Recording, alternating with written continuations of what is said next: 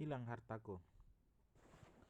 Para YouTuber, saudaraku kaum muslimin yang saya cintai karena Allah Subhanahu wa taala.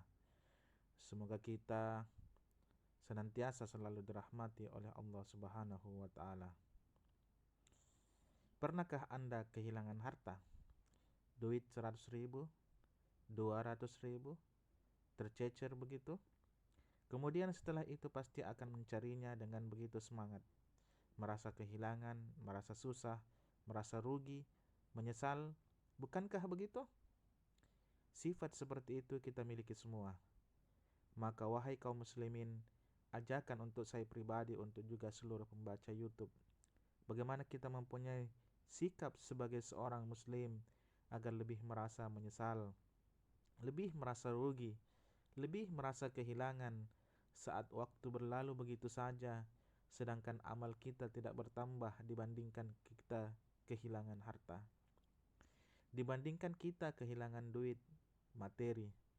Kita harus lebih menyesal saat waktu kita habis percuma dengan media sosial yang terkadang tidak begitu bermanfaat, bahkan cenderung dosa dengan duduk-duduk, kongkow-kongkow yang terkadang kita tidak begitu mendatangkan kebaikan, bahkan cenderung kepada dosa, bahkan dosa besar, yaitu ghibah, namimah, dan yang lain-lainnya.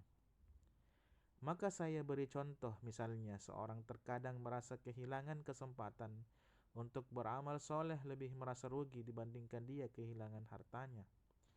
Ada orang yang berumur 40 tahun, tetapi sampai umur 40 tahun dia belum bisa baca Quran. Semestinya dia merasa lebih rugi, lebih menyesal, lebih kehilangan dibandingkan ketika dia kehilangan hartanya, duitnya, uangnya. Contoh lagi, misalnya seseorang sudah berumur 60 tahun tetapi belum juga menginjakkan kakinya di tanah suci, padahal dia mampu, padahal dia mempunyai kesehatan dahulu, kemampuan harta, finansial dahulu, maka lebih merasa rugi, menyesal, kehilangan dibandingkan kehilangan uang, harta, emas, perak, dan semisalnya. Semoga pesan ini bermanfaat untuk saya pribadi dan seluruh kaum muslimin.